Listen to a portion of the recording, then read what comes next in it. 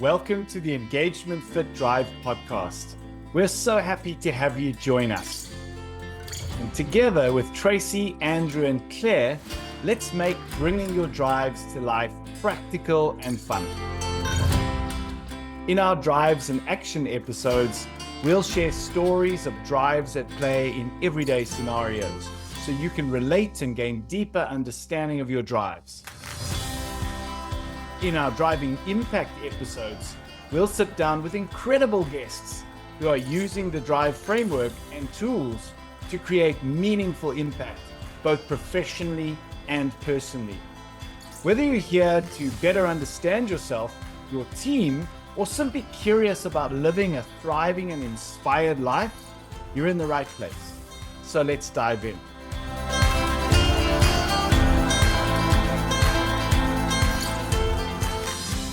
Hello everybody, my name's Claire. I'm with Andrew and Tracy. In our last episode, we unpacked the supporter drives. In this episode, we'll be unpacking 3 ways of relating to others in the EngagementFit DRIVE framework. The drives that we're discussing today are how we relate to others in interpersonal situations. The includer and confidant drives are sensing drives. Includers can sense when people are feeling left out, and they can sometimes do this even when they're surrounded by people. Confidants can sense authenticity in others. I will start with defining the networker drives. As a networker, you are drawn to people, all people. You will thrive in environments where you can connect with many people, including strangers, and where you have something to promote, sell, or advocate, because you naturally want to win others over. Your greatest strength lies in how quickly you can put people at ease in interpersonal situations. Find a common point of interest and build rapport. You need to interact and connect with people, and you are energized in social environments, especially if there are new people to meet. You may therefore be drawn towards events where you can socialize, network, and interact with as many people as possible. You are probably charming, charismatic, well-liked, and often seem to know everyone. And chances are good that most people will know or remember you because of your charm and warm energy. Others will find you easy to get along with. However, some introverts may get drained by your ongoing social energy. Does that sound like you? Do you sound like you could possibly be a networker? What are the needs of the networker drives? To meet and connect with new people, very important. To win others over, and to be liked. So let's have a look and have a discussion around the booster drives that go with networker. So we have the networker articulator combination. We also have the enthusiast combination, and we have networker includer. Claire and Andrew, what do we want to share with our listeners about the networker articulator drive? Well, networkers and articulators are both outgoing and thrive on social interaction. Articulators engage others through conversation and storytelling, while networkers engage through their charm and ability to find a common point of interest. I'll take the networking enthusiast. Both are outgoing and thrive on social interaction. Enthusiasts engage others through their positive energy, lightheartedness, and fun, while networkers engage others through their charm and ability to find a common point of interest. And then our networker includer, both are welcoming, thrive in the company of people, and build rapport naturally. Includers are driven by the need to welcome and include the outsider, while networkers are driven by the need to connect and win over the newcomer. Remember, we have the 3 different domains. So all these drives are about how do we relate with other people and the need to have that interaction with people, what it looks like with those different drives. And then, as we've discussed in previous podcasts about the contrasting. So what are the drives now that kind of have an opposing component to each other? Claire, what do you want to share with us about that? So I'll take on the networker confidant. Confidants are drawn towards people they already know, whereas networkers are drawn towards meeting new people. So it's the opposite. That's why contrasting. Networkers and contemplators contrast each other because contemplators like time alone. People with a strong contemplator drive are not typically socially confident, whereas networkers like to be around others and they are socially confident. Now, just because you're a contemplator doesn't mean to say that you may not have skills around being socially competent, but typically contemplators are quite happy to withdraw in a social context and to be by themselves.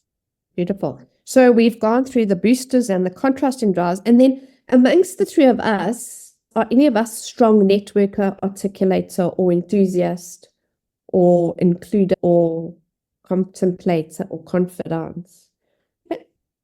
Okay, so I am a social butterfly of note. And I would have thought that when I did my drive assessment, that networker would have been up higher. But it actually isn't. But being an enthusiast makes sense. With me being the social butterfly that I am, lighthearted, fun, but network, that's a neutral for me. And then, Andrew, do you want to share with us a little bit about your confidant drive? You might find that in your dominant drive energy, you have none of the relating drives. And the way to consider that is to look at your drive assessment and to see where those drives are. Basically, all it means, if they're not in your dominant drive energy, is that other drives have stronger energy. So when you're looking at how people relate to each other, look in your neutral drives as to what drive comes first. And you'll pretty much find, and just remember that it plays out in situation or context with a neutral drive where you may be able to interplay with that. But what's your stronger drive in your neutral drives? And you may find that you have a tendency to go there. That's when a drive becomes, one of these relating drives becomes a drainer, that it can become interesting. So network and confidant is a wonderful dynamic to watch between two people, because confidants, and we're going to get to explaining confidants a little later on, but confidants have a authenticity radar. And networkers are very socially competent. They're great at building rapport. They're great at putting people at ease in a social context.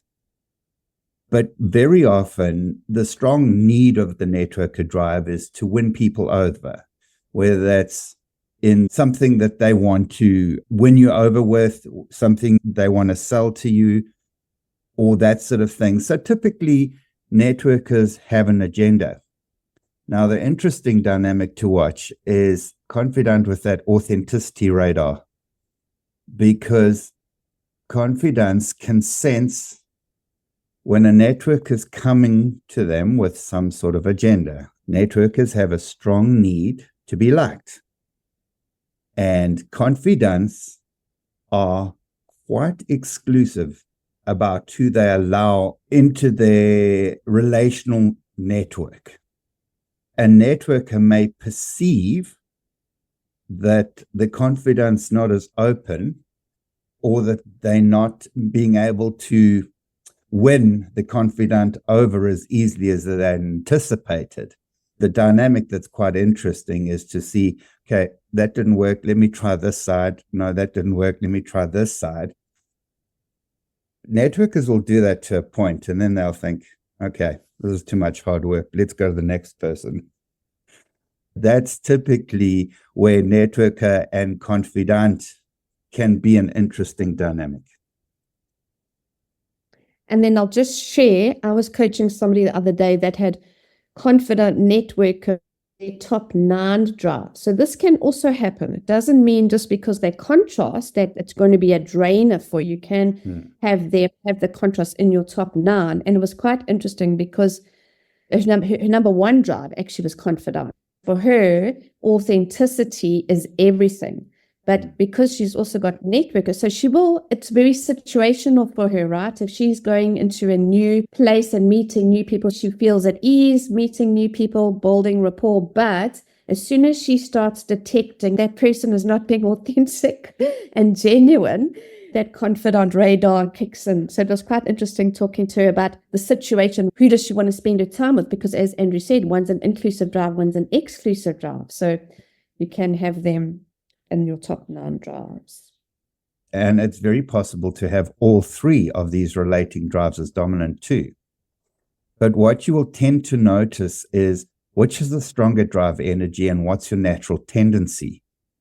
Because with Confidant, where it's built on trust, loyalty, and authenticity, you may find that they've got exceptionally good abilities to be socially confident and the social butterfly and all the rest.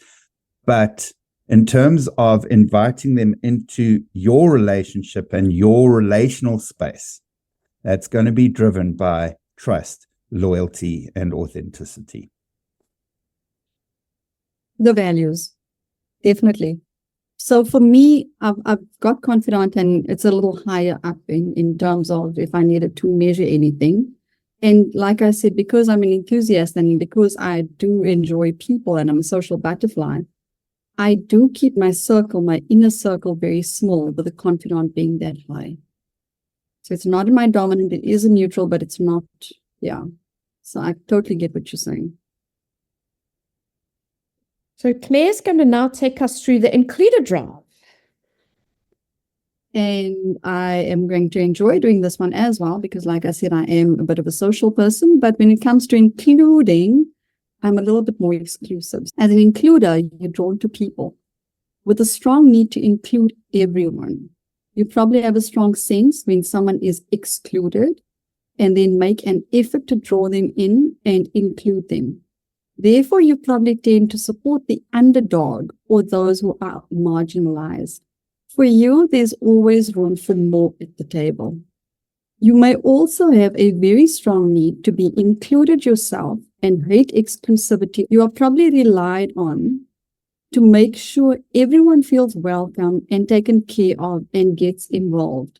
You take up this role with ease and confidence, and you are known to be the glue that keeps people together. Includers want to increase the value of inclusiveness, teamwork, and engagement, and their natural energy. You're a team player, and you will naturally pull people together and thrive in conditions where there is unity and teamwork. So as much as you want people around, you want them to also be involved. The included drive needs, however, is to include but also be included. They don't want to feel excluded for any reason. And they may actually be offended when someone is excluded. And they also rally for those who are marginalized. That's a need. They want to rally for those people. So for discussion, we're going to go through the booster drives, and then we're going to go through the contrasting drives. Boosters, there's only 2 of them. Includer and integrator, and includer and networker. So includer and integrator, both are inclusive and appreciate diversity. Includers are the glue that hold people and relationships together, while integrators are the bridge builders who fundamentally believe we are all connected, and therefore separation is just an illusion. Interesting. And an includer networker, both are welcoming. They thrive in the company of people and build rapport naturally. Includers are driven by the need to welcome and include the outsider, while networkers are driven by the need to connect and win over the newcomer. So you can see how they boost each other. You can see how they have similar qualities to each other. Very similar. Let's look at the contrasting drives. There's 3 of them. Includer confidant, includer contemplator, and includer impact player. So the includer confidant. Includers want to stretch the circle wider and invite everyone in, whereas confidants are very selective over who they want to bring into their circle, and they're very protective over their personal and relational space. And so who is allowed into that space is going to be built on trust, loyalty, and authenticity. Includers and contemplators. Includers want to include the loner, whereas contemplators need time alone. And it's important to understand that, because an includer has a sense. They can sense people who are feeling excluded.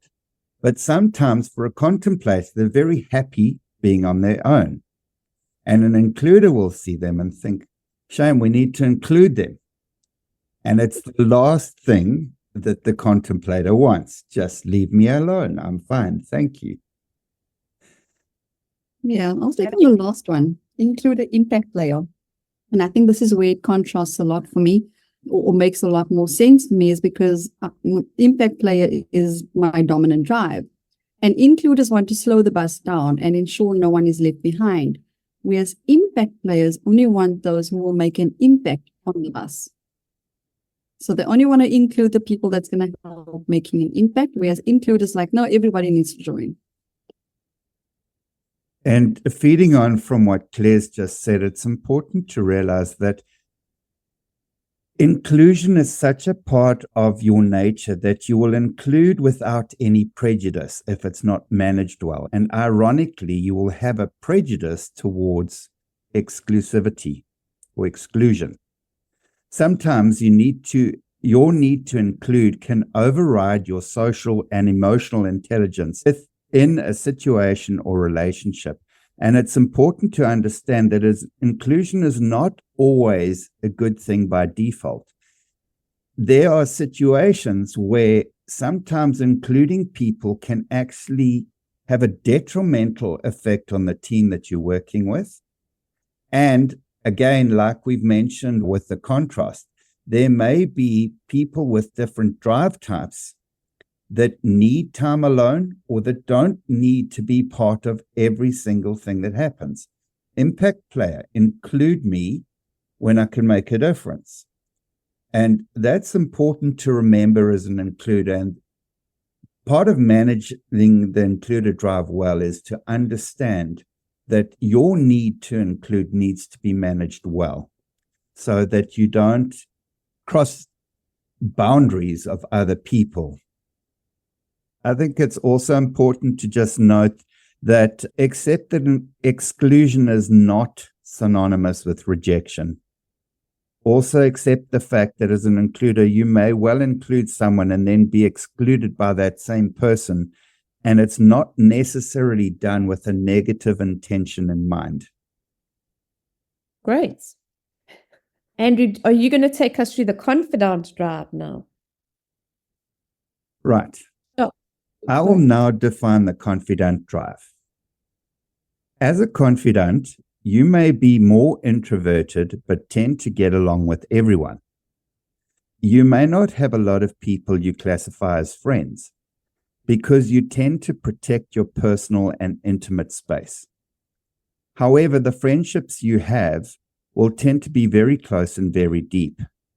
And those close, trusted friendships may go back over decades and may last a lifetime.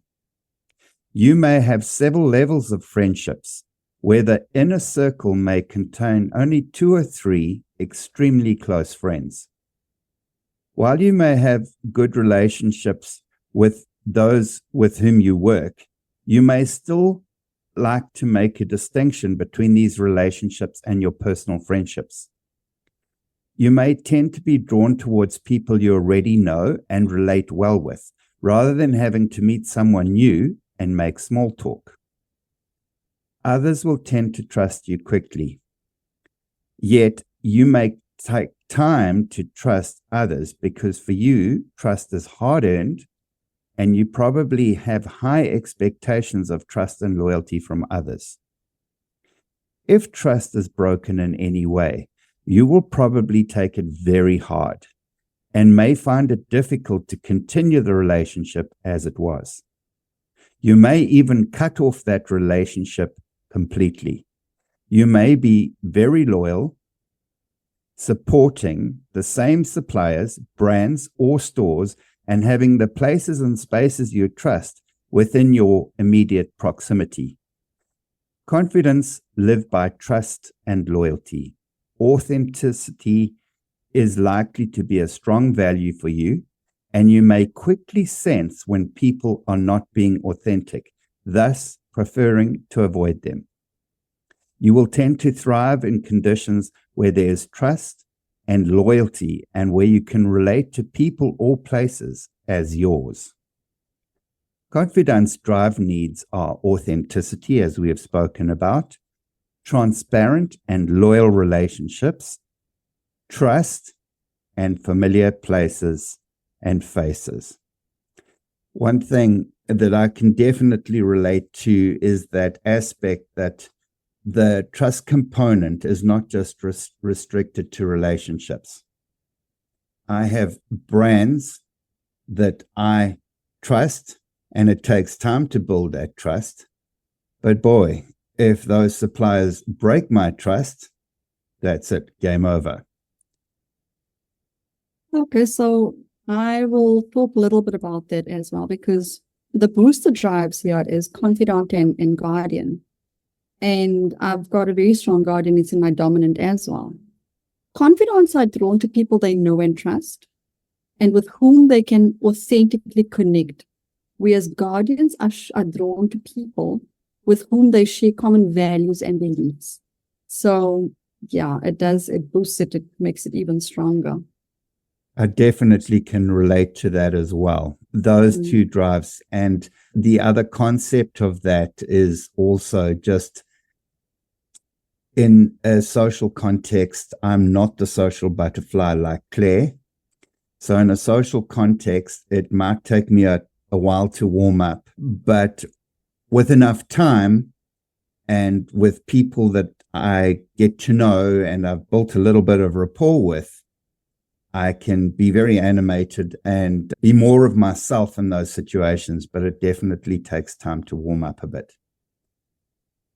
If we talk about these three people walking into a room, we've got our networker, includer, confidant walking to a room with people like they've gone to this venue. Your networker is going to go to the people that they don't know, right? Because they get energized about meeting new people and it's opening like a new lucky packet for them. Our confidant is going to walk into the room and go, who do I know? Who do I know? And really gravitate to the people that they know. And an includer is going to maybe go to the people that they know, but they're going to see somebody that's not with anybody, and they're going to feel the need to go and say, do you want to come and join us? So just to give an example how these three relational drives would go about going into a room. And then I just wanted to ask a question for our strong confidants in the room, because it's so important to you guys to build these deep, meaningful relationships where it's all about trust and really spending the time and effort, because it is an exclusive drive and it's very important to you to spend the time. Relationships are everything to you. Tell me about when somebody breaks that trust. How easy is it for you to forgive that person? Oh, you forgive, but you move on. For me, it was, I forgive you, but yeah. And are you now exclusive, Claire? So Claire, what advice would you give to somebody that is a strong confidant, and maybe did you communicate your expectations to that other person of what a relationship looks like and means to you? I think for myself, and I mean, Andrew can chime in as well, is confidants have very strong value systems, very strong values. And initially, if any sort of relationship, whether it's a work relation, like any sort of relationship, there will be a discussion at some point with regards to what it is that I expect and what it is that I am able to do or give of myself. And the trust factor is huge for me. And like Guardian and Confidant, it's a booster. And for Andrew as well, it's a booster. So trust is going to be even higher up on the agenda for both of us. And when that trust is broken, I don't know that I can trust you again. I'm going to forgive you, but that doesn't mean I need you in my inner circle. Fair enough. So Claire, if I'm hearing you correctly, you do communicate, because not everyone communicates, right? If you're a strong contemplator, maybe you're actually not communicating. Maybe you're strong, confident, and contemplating, actually not communicating those needs to somebody, because especially if articulate is a drainer for you and you found it difficult to communicate at the best of times. But that would be something that is important for Confidant, is to... I think remember also that confidants connect with people that have similar value systems. So the minute I've connected with someone, I know that they are authentic, that the value systems, we've had some sort of conversation, oh, you are into this and this is really important to you. So the minute that line in the sand is actually drawn and the trust has been breached, it's very difficult to come back from that, because I trusted you and you've basically like broken all of that, because we have the same values and now it's outside of integrity for me, because how do I trust you again moving forward? We had similar trust and values. As you, as a coach, and all the work and growth you've done, but I'm saying generally, if somebody's a confidant out there that is not, that know your values, so many people don't know their values, right? And maybe they have these expectations of people, but they're not communicating, or they're not even clear on their values. So for you, it makes complete sense about how you and your relationship and what happens. But I've broken off relationships, as in friendships, in the past, because they breached that trust or whatever, the trust was gone. And at the time, I mean, like, we know about what a managed drive and what a mismanaged drive is. And it's taken a lot of work for us to get to where we are now, for us to understand these things. But at the time, all I knew is that you broke my trust and it's over. Whereas now I understand you broke my trust, but there's more to it than just like, I'm cutting the ties. Before, I couldn't quite explain. I just knew that I was very upset and I would cut the ties.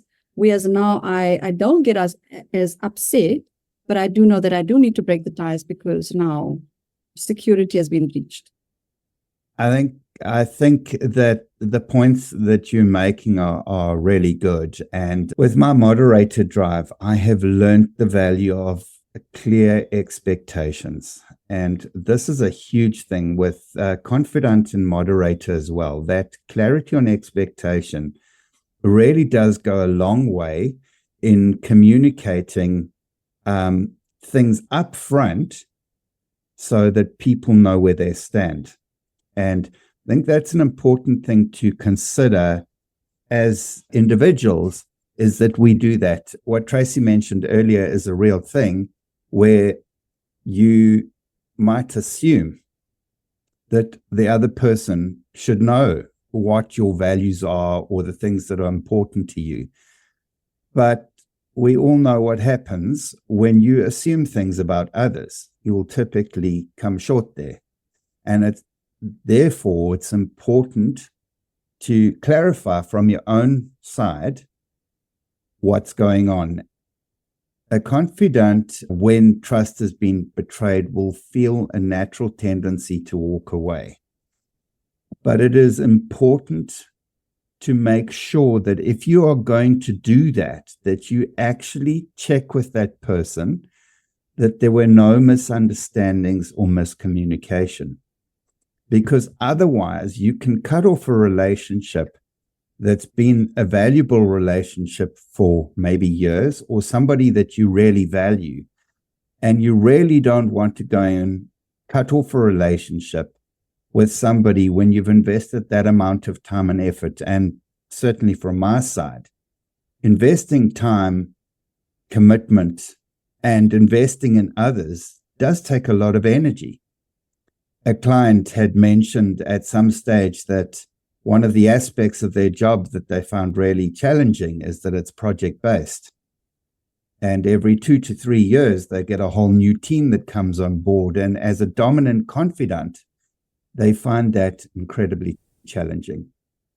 One other thing to remember with these drives that are sensing drives, please understand, although your sensing or your intuition might be accurate, never assume that you're accurate. Check in with that person. And it can be something along the lines of, I am sensing that and whatever you're sensing and put it to them and let them tell you whether it is true or not. And one other thing to be aware of with Confidant in this authenticity, because authenticity is important for you. Know who you are and what things are important for you in terms of authenticity, but also with other people. Maybe you have extremely high standards for what authenticity looks like in other people. And I think that's an area that compassion and grace may need to come into play in terms of they're not you. And if I can lead on from that, Andrew, you kind of were saying everything that I've just been thinking in terms of, as you mentioned, asking, and so communication is so key. We human beings, we're complex beings. We all do things differently, and that communication is so important. And when I see all these posts on social media, I love my animals more than people. I wish I could live on an island. Why is it that we are so intolerant of each other? And certainly by doing these drives assessment, we're getting to know each other. We know how we work and what's important to us. And we do need to connect. We need to separate sometimes the behavior from the human, because behavior is a need or a trauma or whatever's coming up. So it's exactly that, communication. Communicate your needs. Ask the other person where they are and what they're thinking, and not assuming. Andrew, I agree with that statement. I agree. And I think for clarity's sake as well, as a confidant, it's not just about who you're going to cut off and who's no longer part of the team, who's been voted off the island type of a thing. There is grace, and definitely in the beginning stages of any relationship or friendship or working relationship, whatever, you're getting to know the person. So it's a trial and error. You're kind of learning, but you would be a little bit more forgiving. Talking about something that's a little bit more long-term, or something where you've really gotten to know the person, or like Andrew said, you've invested in that relationship and you've gotten to know what that person's values are. And when that gets breached, it's not just about me now, it's about that other person as well. And if you've spoken when you're with the you've also broken the trust, how do you come back from that? And I think that's the conversation that we're having. But when it's something that's been a little more long run, or you know what the values are and what's really at stake, I'm not saying it's easy to walk away. Claire, when I listen to you talk, that strong guardian, strong contemplator, confidant, and the impact player there, in a team where you're working with people and building that trust, it's a whole different, we're not talking like outside friendships and stuff. It's that team. You've got to still work with those people. How do you get through that? One thing that I've done with teams that I've worked with before that were reporting to me is, this might be helpful for any of the leaders that are listening into this podcast.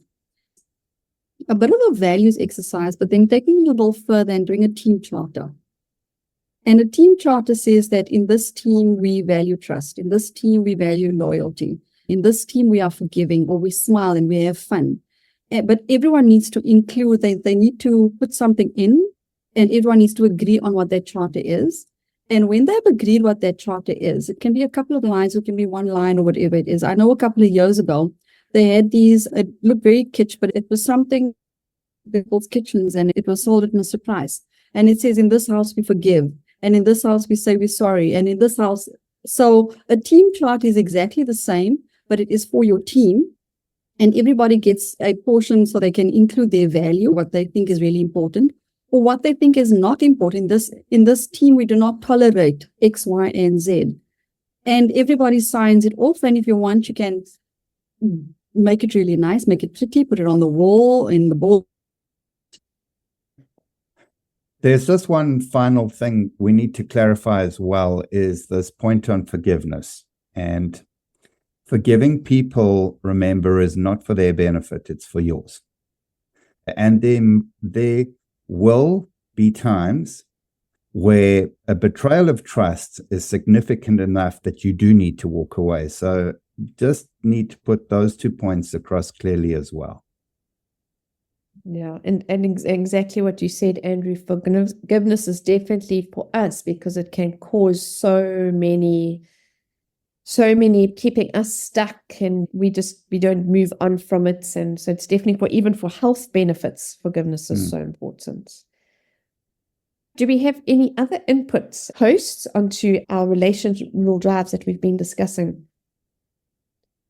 Look out for how these things may play out in your everyday life. Look out to see how these drives show up in different people. And some of them are obvious, some of them are not. But because this is about how we relate to each other, they are important drives, they're important considerations, both at work and in any interpersonal relationship as a human being. And that's why there should be a strong motivation to put the effort in and to make a difference in that area. If you are resonating with either the networker, includer, or the confidant, we did discuss the needs of the drive. Make sure your needs are getting met if you are any of these. Really. And communicate those needs. Yes. Sometimes we don't communicate the needs. Yes. And back to Tracy's point, and if you didn't hear it, please consider listening to our podcast on the contemplator and articulator. Because as Tracy mentioned, sometimes people with strong contemplator drives remember that communication requires energy, and sometimes might not feel the need to actually communicate what's going on. And you will find that managing these drives well and mastering all of these drives, there's a very strong thread through all of them on effective communication. Definitely one of the skills that we all can learn more about is effective communication. Thanks for joining us on this exciting journey of self-discovery and fulfillment. We hope you found inspiration, practical takeaways, and maybe a deeper understanding of how drives work in action. If you want to discover your drives, head over to EngagementFit.com and take the drive assessment. If you loved this episode, remember to hit the subscribe button. We'd also love to hear your thoughts, so leave us a review or share this episode with someone who's ready to unlock their drives and thrive. Until next time, keep driving towards a life of meaningful impact.